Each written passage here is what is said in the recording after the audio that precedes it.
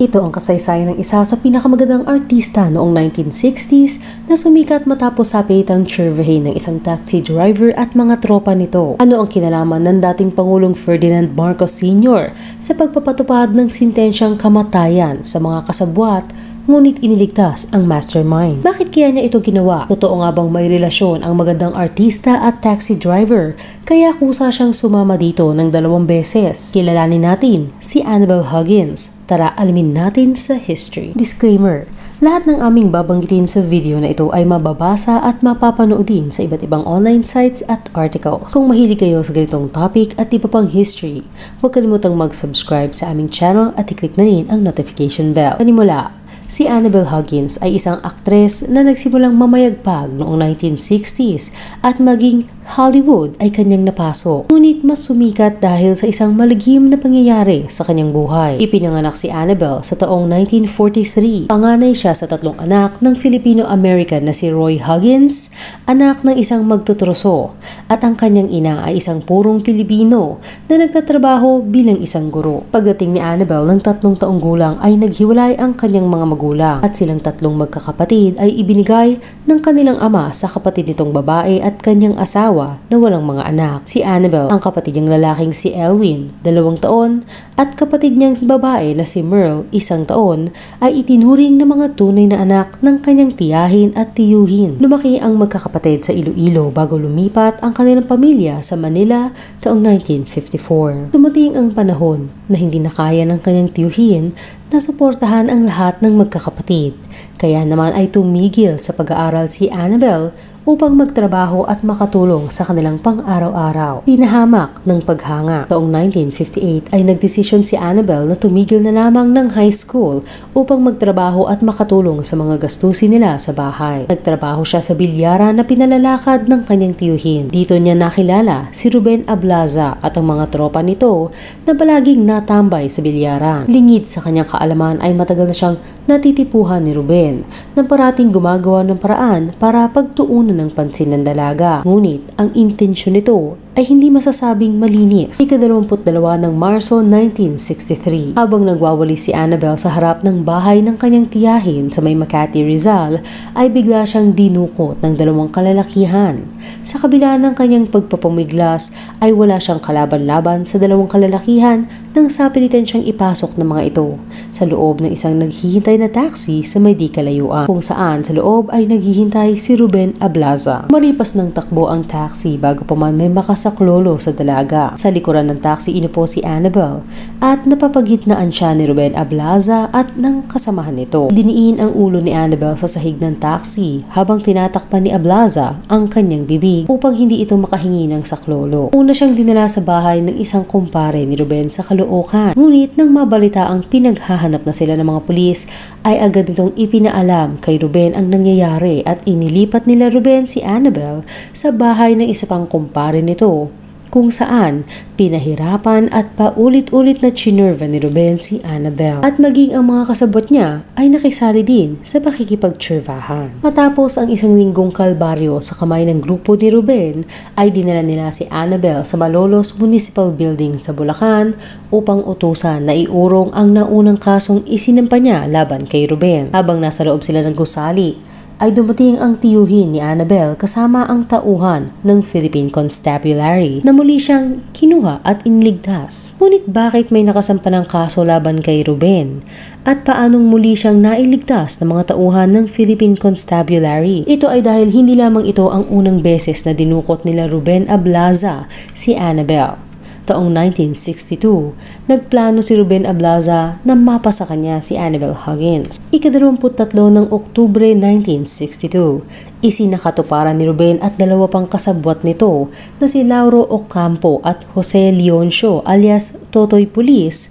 Bandang 5 PM ay sapilitang kinaladkad nila Lauro at Jose ang 19 na taon pa lamang na si Annabel papunta sa isang taxi na minamaneho ni Ruben. Sa ibang article ay nakasaad na isa itong jeep, ngunit sa karamihan ay taxi ang nakalagay. Binabantaan nila ang takot na takot nang si Annabel na papatayin nila ito kapag sumugaw siya ng saklolo saklolo. Dinala siya sa isang bahay sa Hagonoy Bulacan kung saan unang beses siyang chinurva ni Ruben.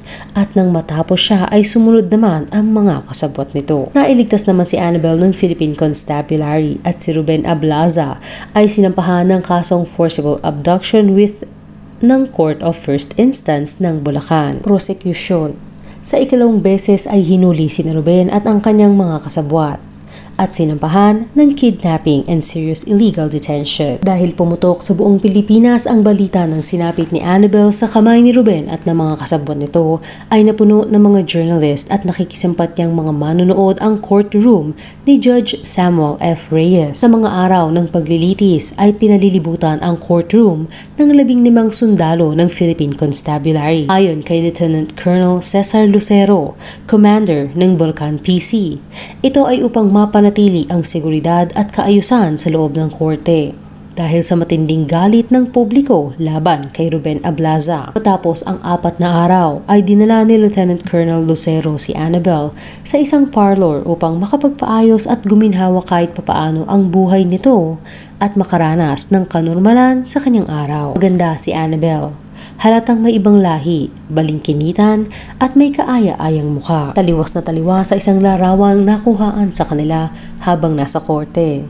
Makikitang malagkit ang pagkakatingin sa kanya ni Ruben Ablaza na tila punong-puno ng pagmamahal sa dalagang kanyang iniirog habang tinititigan niya ito ng buong paghanga o pagnanasa. Sa panahong iyon ay nasa pangangalaga siya ng Bulacan PC at itinatago para sa kaligtasan nito. 5 araw noong suot ni Ruben ang kanyang puting damit at pantalon, nakatsinelas at halatang hindi pa naliligo. Habang dinidinig ang kanilang kaso ay makikitang paminsan-minsan ay nakatitig lamang si Ruben kay Annabel na tila walang pake sa nangyayaring kaso at nakapokus lamang ang atensyon sa dalaga. Si Annabel naman ay inihahayag ang labis niyang pagkamuhi at pandidiri kay Ruben sa bawat araw na dinidinig ang kanilang kaso. Nabanggit niya rin na gulo lamang ang dala nito. Biglaan na lamang umulong napasok ang grupo ni Ruben sa bilyara na kanyang binabantayan. Nagnanakaw ng mga bola at pinupunit ang mga felt ng bilyaran. Kailanman ay hindi din daw ito nagbayad ng kanilang laro. Unang tinanong si Annabel ng Assistant Provincial Fiscal Pascual Kiliachco. Sa unang beses na siya ay dinukot ng grupo ni Ruben, aniya ay si Lauro Ocampo at Totoy Police Leoncio ang dumukot sa kanya at sapilitang nagpasok sa kanya sa loob ng minamanehong taxi ni Ruben Ablaza. Pinalabas ni Judge Reyes ang mga manonood maliban sa mga tauhan ng korte, journalist at mga gwardya ng PC nang ikukwento na ni Annabel ang karumal-dumal na sinapit sa kamay ni Ruben at ng tropa nito nang madala na siya sa isang bahay sa Hagonoy, Bulacan. Matyagang hinintay ng mga taga-suporta ni Annabel hanggang pabalikin sila sa loob. Noong unang gabi ay nagawa pang manlaban ni Annabel kaya't hindi nagawa ni Ruben ang masamang balak nito sa kanya. Ngunit kinabukasan, dahil sa gutom at panghihina mula sa pambubugbog na tinanas, ay wala na rin siyang sapat na lakas labanan pa si Ruben. Tinakot siya ng grupo na wawakasan ang kanyang buhay kapag siya ay sumigaw ng saklolo at dinala siya sa isang bahay sa baryo ng iba sa Hagonoy, Bulacan, kung saan unang gabi pa lang ay sinumukan na siyang tsurvahin ni Ruben. Ngunit nagawa niyang makapanlaban kaya hindi nito nagawa ang kanyang pakay. Ngunit kinabukasan, dahil sa panghihina na dulot ng gutom at pambubugbog na tinanas mula kay Ruben, ay tuluyan na siyang natsurva nito. Pagkatapos ni Ruben ay chinurva din siya ng 2 pang kasabwat nito. Maraming beses at halinhinan siyang chinurva ni Ruben at ng mga kasabwat nito. Kinabukasan, natagpuan na lamang niya ang sarili na wala ng saplot. Binigyan daw siya ni Ruben ng malamig na kanin at tubig bilang pagkain na siyang hindi niya ginalaw. Ito ang kauna-unahang malaking kaso na hinawakan ng abogado ni Ruben Ablaza na si Attorney Eufrosino del Rosario. 30 taong gulang at 3 taon pa lamang nagpa-practice ng abogasya mula nang makagraduate ito. Nang si Attorney del Rosario na ang magtatanong kay Annabel, walang humpay niyang ginisa ang testimonya nito upang makahanap ng hindi magkakatugma o inconsistencies at buta sa sinasabi ng dalaga. Kalmado nang magsimulang magsalita si Annabel at sa huli ay halos tumataas na ang boses nito at humahagulgol na habang binabato ng mga katanungan Sa huli ay pare-pareho lamang ang sagot ng dalaga. Sa pagitan ng paglilitis ay nandoon din ang ilang importanteng tao sa buhay ng bawat kampo. Naroon ang advertising executive na si Lou Ocampo, ama ng akusadong si Lauro Ocampo, na 24 na taon lamang at noong nakaraang taon ay kakakasal pa lang. Ang akusado namang si Jose Leoncio alias Totoy Pulis naman ay sinasabing anak ng isang pulis. Ayon sa isang article ay malayang nakakapagpagala-gala ito sa labas dahil hindi siya napangalanan ni Annabelle sapagkat hindi alam ng dalaga ang buong pangalan nito. Ngunit sa ibang article ay parehong naparusahan ang mga kasabwat ni Ruben. Sa kaligitnaan ng drama ay dumating din ang ama ni Annabelle na si Roy Huggins na siyang noon ay nasa 17 taon nang hindi nasisilayan ng dalaga. Nagkaroon sila ng saglit pero emosyonal na pagkikita pasok sa showbiz. Sa pagitan ng pagdinig ng kaso ay na-discover si Annabelle. Dala na rin ng kanyang natural na kagandahan. Nag-debut siya sa pelikulang Adonis Abril na ipinalabas Hunyo ng taong 1963 kasama ang aktor na si Nestor de Villa. Agad itong nasunda noong Agosto ng pelikulang God Knows, Batid ng Diyos at Disyembre ng pelikulang Pinakamagandang Hayop sa Daigdig. Marso 1964, nakatambal naman niya ang dating action star at Pangulo ng Pilipinas na si Joseph Estrada sa pelikulang Siyam na Buhay ni Martin Pusa.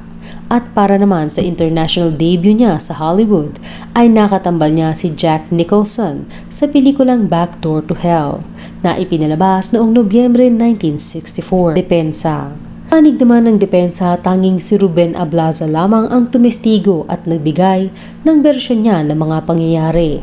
Ayon sa salaysay ni Ruben, taong 1962 ay magkasintahan na sila ni Annabelle. Parati daw nagrereklamo si Annabelle sa kanya na minamaltrato siya ng kanyang tiyahin at nagdesisyon daw sila pareho na magtanan na siyang ginawa nila Nobyembre ng taong 1962. Doon daw sila nanatili sa bahay ng tiyuhin ni Ruben sa Hagonoy, Bulacan, kung saan sila nahuli ng mga tauhan ng Philippine Constabulary at sinampahan siya ng kaso. Sa ikalawang beses naman daw noong Marso 1963 ay nakatanggap siya ng isang liham mula kay Annabelle kung saan nakasulat na hinihiling nito na muli siyang kuhain mula sa bahay ng kanyang tiyahin sa Makati, Rizal. Sumakay sa isang taxi si Ruben at nagmaneho papunta sa bahay ng tiyahin ni Annabelle. Binaba niya ang pintana ng taxi at tinawag ito. Kusa daw pumasok ng taxi noon si Annabelle at sumama sa kanya. Nang magkasama na daw sila ay napagkasunduan nilang magpakasal. Ngunit sinabi daw ni Annabelle na kailangan nilang pumunta sa Malolos upang iurong ang kaso laban sa kanya. Noong nasa municipal building na ng Malolos ay dumating naman daw ang mga tauhan ng Philippine Constabulary at tiyahin ni Annabelle at biglang nagbago daw ang isip ng dalaga. Atol. Ikapito ng Marso 1967. Nagbigay ng desisyon ang korte at hinatulan ng guilty ang mga akusado sa salang kidnapping at serious illegal detention at sinintensyahan sila ng kamatayan. Nakasulat sa kanilang hatol na bilang mga pribadong individual, sila ay nagsabwatan at nagtulungan ng kusang loob kahit alam nilang labag sa batas ang pagkidnap at pagdetain kay Annabelle Huggins nang labag sa kanyang kalooban at walang pahintulot. Bakit kidnapping and serious illegal detention ang ikinaso sa akusado at hindi ayon sa review ng kaso na humantong sa hatol na guilty? Isang classic case ng he said, she said ang naging kaso ni Annabelle Huggins at Ruben Ablaza. Dalawang magkaibang bersyon at noong panahong iyon ay tanging ang mga testimonya lamang ng magkabilang panig kasama na ang ilang ebidensya at maaaring basehan ng prosekusyon. Hindi pa available sa Pilipinas ang mga kit kung saan pwedeng i-test kung ba ng sapilitan ng isang babae dahil taong 1998 pa ito magiging available sa Pilipinas. Hindi din magagawa ang DNA testing bilang ebidensya na pwedeng isumite sa korte dahil hindi pa ito available noon. 1997 pa ito naging available pero mas ginagamit bilang paternity test o para malaman kung tunay na abang nga ba ng isang tao ang isang lalaki. Oktubre 2002 lamang ito inaprubahan bilang magagamit na ebidensya sa korte. Malayong-malayo pa sa pagresolba ng kaso ni Annabelle. Nakasaad na maaaring may iba pang krimen na ginawa sa kurso ng pagkakakulong ng biktima ay hindi material sa kasong ito. Ang kidnapping ay naging ganap nang ang biktima ay talagang pinigilan o pinagkaitan ng kanyang kalayaan. Malinaw na ang layunin ng pagkidnap at illegal na detensyon kay Annabelle ay upang pilitin siyang bawiin ang kanyang naunang kaso laban kay Ablaza na siyang humahadlang sa pagbibigay ng hustisya. Ang gawain ng panggagaha ay ginamit bilang isang paraan upang sirain ang loob ng babae at hikayatin siyang iurong ang kasong kriminal. Base sa mga pangyayari, testimonya, ebidensya at pag-uugali na ipinakita ng akusado at nagrereklamo ay mas pinanigan ng korte si Annabelle dahil sa pinakita niyang sinseridad at kaprangkahan habang siya ay nasa witness stand.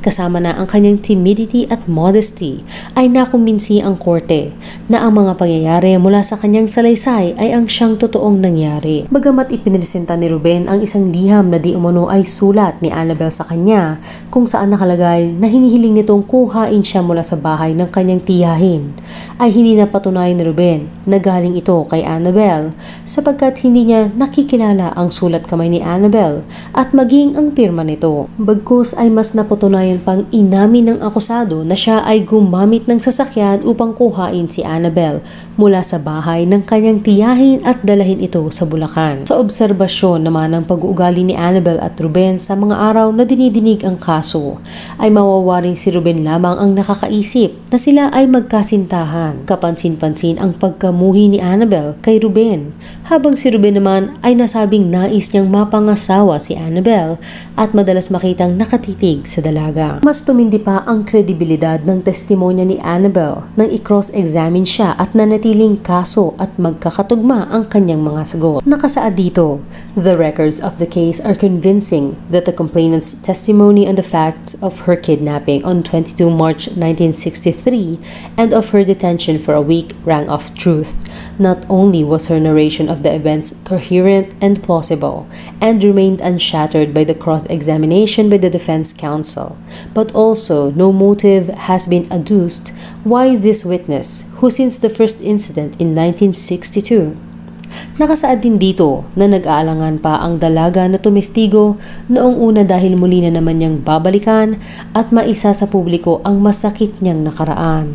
Ngunit sa huli ay napilitang tumayo bilang saksi at napilitan lamang ng maglabas ng warrant para sa kanya. Nakasaad dito, therefore would have wanted least public exposure of her harrowing experiences, would come out and undergo another legal scrutiny of her unfortunate encounters with the accused, other than the desire to tell the truth. Her reluctance after her marriage to publicize her harrowing experiences with the accused is attested by the warrant of her arrest, issued by the trial court on 16 January 1967 that left her no alternative but to take the witness stand. Nang matapos na ang kaso ay tinanong ng mga tao kung papaano na si Annabelle pagkatapos nito. Galing ito sa broken family at ang kanyang ama ay mayroon ng bagong pamilya sa Ozamis City at ang kanyang ina naman ay napapabilitaang mayroon na ring bagong pamilya sa Zamboanga City. Ayon sa mga kamag-anak ni Annabelle ay pababalikin siya ng eskwela upang magkaroon ng tsansa sa mas magandang buhay. Kung ang ibang mga tao ay nag-aalala para sa kinabukasan ni Annabelle ay gayon din siya. Minsan ay nagsasabi ito sa kanyang pinagkakatiwalaan na si Lieutenant Colonel Lucero ng kanyang mga hinaing. Kung magbubunga ba ang ginawa sa kanya ni Ruben? Kung malilimutan pa ba ng mga tao ang nangyari sa kanya at kung mayroon pa bang gugustuhin na siya ay pakasalan? Ilan lamang ito sa mga gumugulo sa isip ng dalaga. Mga pelikulang ibinase sa kaso. Hindi pa man natatapos ang paglilitis ng kaso ay ginawa na ng pelikula ito. Setyembre ng taong 1963, ipinalabas ang pelikulang pinamagatang Ang Manananggol ni Ruben, kung saan ang direktor ay ang batikang aktor na si Eddie Garcia. Ang gumanap bilang Ruben Ablaza ay ang aktor na si Mario Montenegro at si Lolita Rodriguez naman bilang Annabelle Huggins. Enero 1995 naman, ipinalabas ang ikalawang pelikula base sa kwento ng kaso ni Annabelle. Sa ilalim ng direksyon ni Direk Carlo J. Caparas, ipinalabas ang pelikulang pinamagatang Annabelle Huggins Story, Ruben Ablaza Tragedy, Mea Culpa. Gumanap bilang Ruben si Cesar Montano at Annabelle naman si Don Zulueta. Naroon din ang aktres na si Maggie de la Riva na gumanap bilang ina ni Annabelle. Sa totoong buhay ay halos pareha ang kanilang pinagdaanan. Ang kinaibahan lang ay ganap ng aktres si Maggie de la Riva bago siya ginawan Ryan.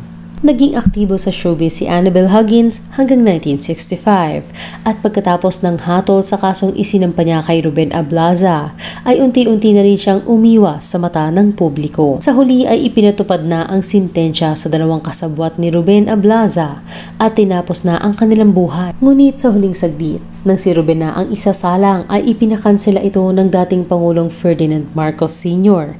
at ibinaba ang sintensya ng habang buhay na pagkakakulong. Ikinulong si Ruben sa New Bilibid Prison hanggang palayain siya sa huling bahagi ng 1990s. Sa ngayon ay walang balita ukol sa kinahantungan ng personal na buhay ni Annabel. Ngunit mayroong isang article na sinasabi na sa edad na 26, bandang taon 1969 o 1970 ay namayapa na ito, ngunit hindi nakalagay kung ano ang dahilan. Ang huling balita naman kay Ruben ay taong 1969 ay pilit pa rin umano nitong sinasabi na magkasintahan sila ni Annabel. Matapos naman siyang makalaya sa bilangguan ay naipabalitang hindi rin nagtagal ay pumanaw na ito sa natural na dahilan. Hanggang dito na lang. Kayo, anong masasabi nyo sa kasaysayan ni Annabel Huggins? I-comment lamang ang inyong opinion sa ibaba. Salamat sa panonood. Huwag kalimutang mag-subscribe sa aming channel at i-click na rin ang notification bell. Hanggang sa muli.